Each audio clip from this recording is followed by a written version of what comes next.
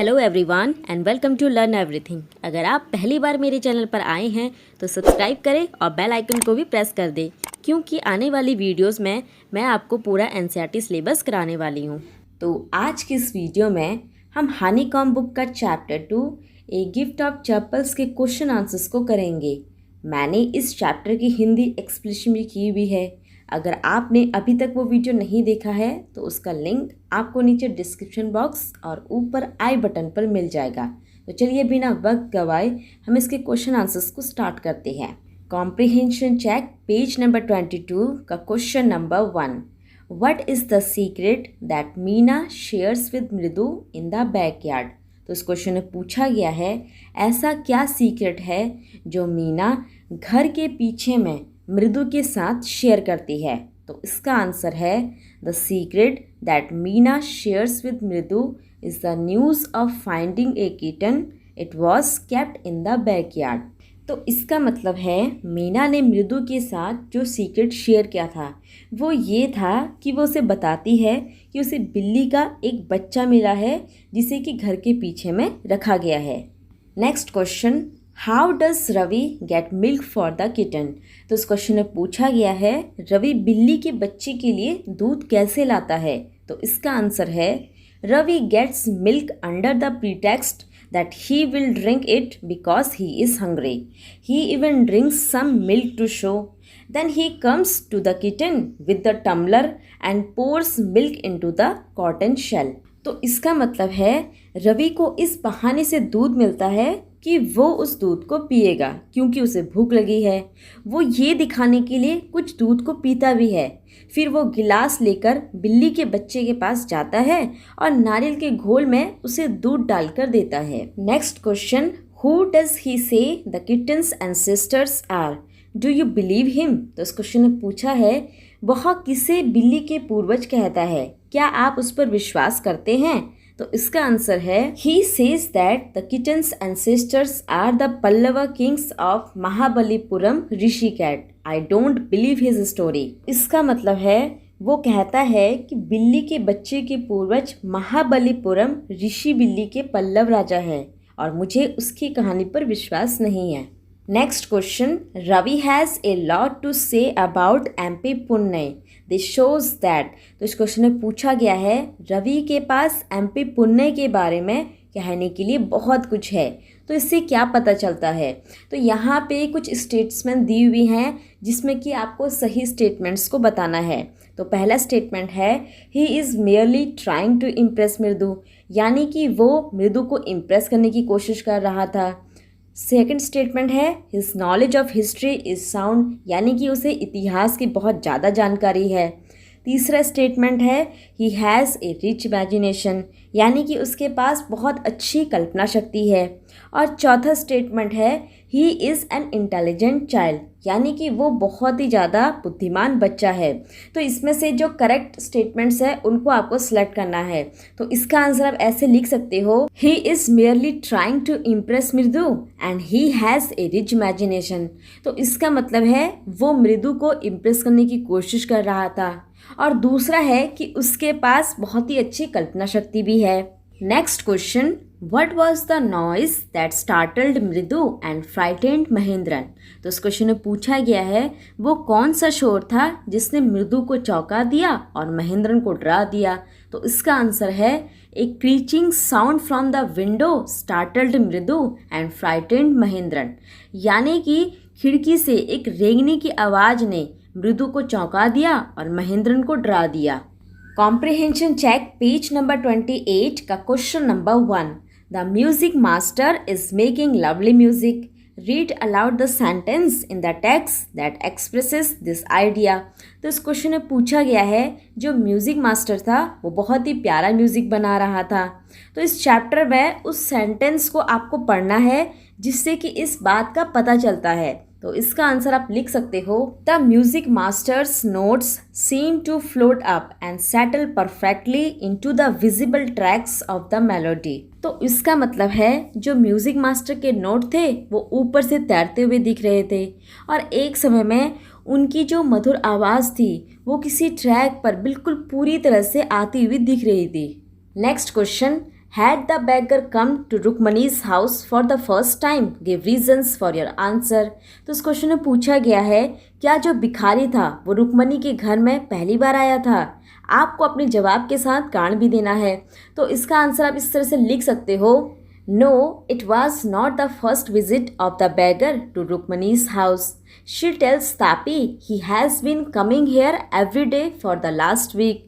The beggar also admits I have kept my body and soul together on this generosity for a whole week. तो इसका मतलब है नहीं, रुक्मणी के घर भिखारी की ये पहली मुलाकात नहीं थी और वो तापी से कहता है कि वो पिछले एक हफ्ते से यहाँ रोज आ रहा है।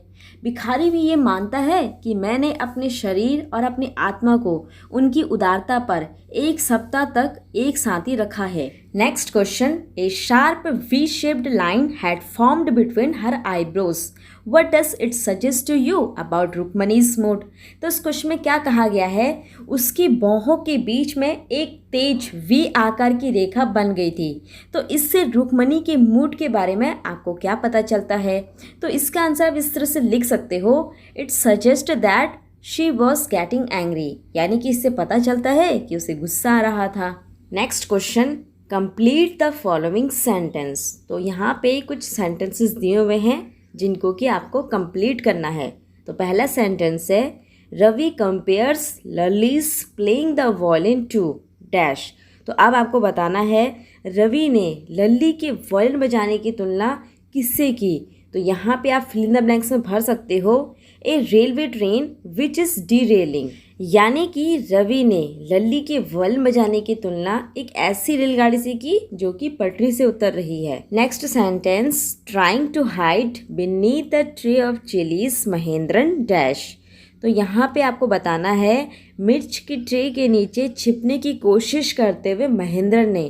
तो महेंद्र ने क्या किया था, इसमें आप फिल कर सकते हो, tripped a few chillies over himself, यानी कि जब वो मिर्च की ट्रे के नीचे छिपने की कोशिश कर रहा था तो थोड़ी सी जो मिर्च थी वो उसके ऊपर गिर गई थी। Next sentence, the teacher played a few notes on his violin and Lalli dash.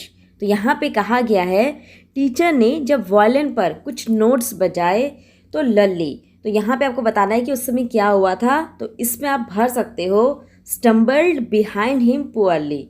तो तब लल्ली जो थी वो उनके पीछे बुरी तरह से पड़ गई थी। Next sentence, the bagger said that the kind of ladies of the house hold dash. तो यहाँ पे कहा गया है भिखारी ने कहा कि घर की दयालु महिलाओं ने उससे, तो यहाँ पे आपको बताना है कि जो घर की महिलाएं थी उन्होंने क्या किया था।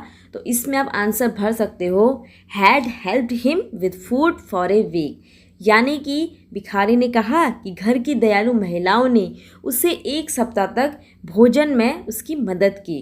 Next sentence, after the lesson was over the music teacher asked Lalli if dash. तो यहाँ पे कहा गया है पाठ समाप्त होने के बाद म्यूजिक टीचर ने लल्ली से पूछा। तो लल्ली से क्या पूछा था वही आपको बताना है। तो यहाँ पे आप फिल कर सकते हो, she had seen his chappals. तो यहाँ पे जो म्यूजिक टीचर थे उन्होंने पाठ समाप्त होने के बाद लल्ली से पूछा कि क्या उसने उनकी चप्पल देखी है। Next question, describe the music teacher as seen from the window. तो इस क्वेश्चन में आपको क्या करना है, जब खिड़की से म्यूजिक टीचर को देखा गया था तो वो कैसे दिख रहे थे उसी के बारे में आपको डिस्क्राइब करना है। तो इसका आंसर आप ऐसे लिख सकते हो, the music teacher was bony and bald headed, he had an old fashion tuft on his head and a gold chain round his thick neck, he wore a diamond ring on his hand. यानी कि जो music teacher थे वो बोनी थे और गंजे sir वाले थे और उनके सर पर पुराने जमाने का कुछ बालों का गुच्छा था और उनके मोटे से गले में एक सोने की जंजीर थी और उन्होंने हाथ में हीरे की एक अंगूठी पहनी हुई थी। Next question, what makes Mridu conclude that the beggar has no money to buy chappals. तो इस क्वेश्चन में पूछा गया है मृदु ने ये कैसे निष्कर्ष निकाला कि भिखारी के पास चप्पल खरीदने के लिए पैसे नहीं हैं। तो इसका आंसर है, the large blisters on the beggar's bare feet made Mridu conclude that he had no money to buy chappals. तो इसका मतलब है जो उस भिखारी के नंगे पाँव में बड़े बड़े छाले पड़े हुए थे, इसी से मृदु ने निष्कर्ष निकाला कि उसके पास चप्पल खरीदने के लिए पैसे नहीं हैं। Next question, what does she suggest to show her concern. तो इस क्वेश्चन में पूछा गया है वह अपनी चिंता दिखाने के लिए क्या सुझाव देती है। तो इसका आंसर है she suggest that an old pair of chappals should be given to him. तो इसका मतलब है वह सुझाव देती है कि उसे एक पुरानी जोड़ी चप्पल की दी जानी चाहिए। Next question, have you children, she began and then seeing they were curiously quiet went on more slowly, seen anyone lurking around the veranda। तो यहाँ पे एक सेंटेंस दिया हुआ है जिसका मतलब है क्या तुम बच्चे हो, उसने शुरू किया और फिर वे उत्सुकता से शांत हो गए और धीरे धीरे आगे बढ़े। क्या किसी को बरामदे के आसपास दुबके हुए देखा। तो यहाँ पे इस सेंटेंस के आधार पे ही कुछ क्वेश्चंस भी पूछे हुए हैं जिसके कि आपको आंसर्स देने हैं। तो पहला क्वेश्चन है what do you think Rukmani really wanted to ask. तो इस क्वेश्चन में पूछा गया है आपको क्या लगता है रुक्मणी वास्तव में क्या पूछना चाहती थी। तो इसका आंसर है Rukmani really wanted to ask the children if they had hidden the chappals. तो इसका मतलब है रुक्मणी वास्तव में बच्चों से पूछना चाहती थी क्या उन्होंने चप्पलें छिपाई हैं। Next question, why did she change her question. तो इस क्वेश्चन में पूछा गया है उसने अपना प्रश्न क्यों बदल दिया। तो इसका आंसर है she changed her question because she thought it was children's mischief. तो इसका मतलब है उसने अपना प्रश्न बदल दिया क्योंकि उसे लगा कि ये बच्चों की शरारत है। Next question, what did she think had happened. तो इस क्वेश्चन में पूछा गया है उसने सोचा कि क्या हुआ था। तो इसका आंसर है she thought that children had given it to someone. तो इसका मतलब है उसने सोचा कि बच्चों ने इसे किसी को दिया है। Next question, on getting Gopu mama's chappals the music teacher tried not to look happy, why. तो इस क्वेश्चन में पूछा गया है गोपू मामा की चप्पल पाकर म्यूजिक टीचर ने कोशिश की कि वह खुश ना दिखे, क्यों। तो इसका आंसर है on getting a gift of new chappals the music teacher was really happy but he did not try to show it, he did not want to expose his grade. तो इसका मतलब है नए चप्पलों का उपहार पाकर म्यूजिक टीचर सचमुच में बहुत खुश था लेकिन उन्होंने इसे दिखाने की कोशिश नहीं की, वह अपने लालच को उजागर नहीं करना चाहता था। Next question, on getting a gift of chappals the beggar vanished in a minute, why was he in such a hurry to leave. तो इस क्वेश्चन में पूछा गया है चप्पल का उपहार पाकर जो भिखारी था वो 1 मिनट में ही गायब हो गया, उसे जाने की इतनी जल्दी क्यों थी। तो इसका आंसर है the beggar knew that the children had given him slippers without seeking the permission of the elders, he feared that the slippers might be taken back from him, so he left the house in a Hari.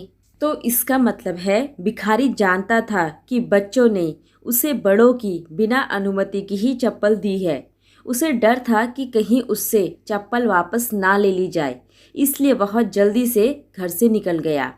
Next question, walking towards the kitchen with Mridu and Meena, Rukmani began to laugh, what made her laugh. तो इस question में पूछा गया है मृदु और मीना के एक साथ रसोई की ओर चलकर जाने से रुक्मणी हंसने लगी, उसे क्यों हंसी आई।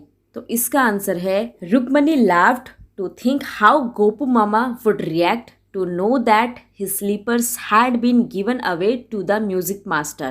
तो इसका मतलब है रुक्मणी ये सोचकर हंस रही थी कि गोपू मामा ये जानकर कैसी प्रतिक्रिया देंगे कि उनकी चप्पलें जो है वो म्यूजिक मास्टर को दे दी गई हैं। तो इसी के साथ इस चैप्टर के क्वेश्चन आंसर समाप्त होते हैं। धन्यवाद।